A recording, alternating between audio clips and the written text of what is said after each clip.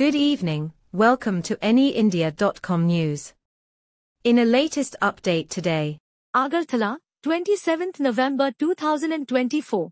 The Legal Metrology Department conducted inspections across several jewelry shops in Agartala, including Shamsundar Kong Jewelry, Swerve Kamal Jewelry, and MP Jewelry. Officials reported discrepancies in weight measurements beyond permissible limits.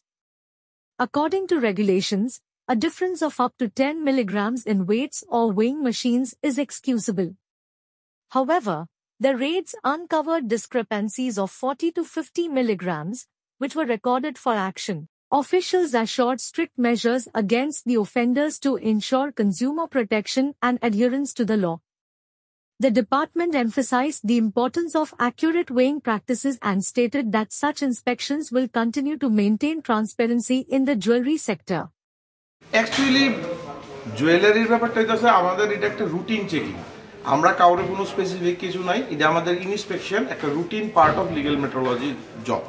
তো আজকের যে টিমে আমি রজত দেববর্মা, আমরা দুজনই সদরের দুজন inspector আছি, আমাদের সঙ্গে আমাদের স্টাফরা নিয়ে আমরা বাইরেছি। তো আমরা বেসিক্যালি দেখতে চাইছি যে ওয়েমেন্ট যেটা আছে সেই ওয়েমেন্টে যারা কাস্টমাররা কিনতেছেন তারা যাতে এক্স্যাক্টলি ঠিকঠাক পাইতেছেন। তো এখানে আমার পার্সোনাল একটা এক্সপিরিয়েন্স হয়েছে যে যারা ইউজার মানে যারা সেল করতেছে তারাও অনেক সময় হয়তো আইনটা ঠিকঠাক জানে না বললে আমার ধারণা হয়েছে ফিল্ডে মানে কি কয়েকটা দোকান যে ভিজিট করছে তাদের প্রত্যেকেরই একটা বক্তব্য আসলো যে সার্টিফিকেট দেওয়া মানে 1 বছরের এটা ভ্যালিডিটি থাকে, মানে 1 বছর মেশিনটা নষ্ট হইতো না। তো আমরা প্রত্যেকের কাছেই একটা কথা কইছি যে মেশিন মানুষের থেকেও খারাপ অবস্থা, যে কোনো সময় এটার ভ্যালিডিটি বা এটার মানে পারফেকশন নষ্ট হইতে পারে। সুতরাং আপনারা time to time legal metrology act and rules অনুযায়ী প্রতিদিন at the start of the day and at the close of the day আপনারা স্ট্যান্ডার্ড দিয়ে এটারে ওয়েমেন্ট করবেন।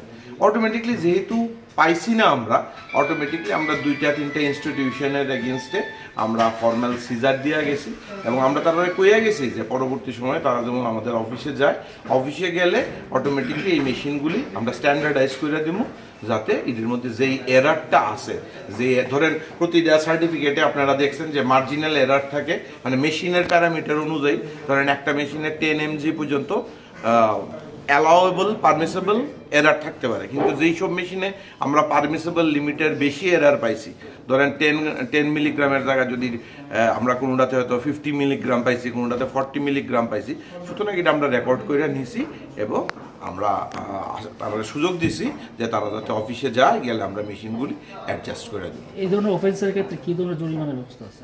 দেখেন, কম্পাউন্ডিং যেটা ব্যাপারটা, compoundable is not an fine. এটা হচ্ছে একটা লোককে সুযোগ দেওয়া যাতে সে রেকটিফিকেশন করে। লিগ্যাল মেট্রোলজিতে এখন at the is of doing বিজনেসে আগে আসলো মানুষের জেল টেল হইতো, এখন হইতেছে সবটাই কম্পাউন্ডিংয়ের ভিত্তিতে ফাইন দিয়ে শেষ হয়। এবার ফাইনটা যেটা ঠিক করবো এটা আমরা ডাইরেক্টর লেভেল করবো, তো অটোমেটিকলি আমরা ডাইরেক্টর লেভেলে আমরা ফিল্ড লেভেল থেকে গিয়ে প্রোপাগেট করুক sir this being the condition, automatically on that basis ফাইনটা ফিক্সড হইব। কোন দোকানগুলা?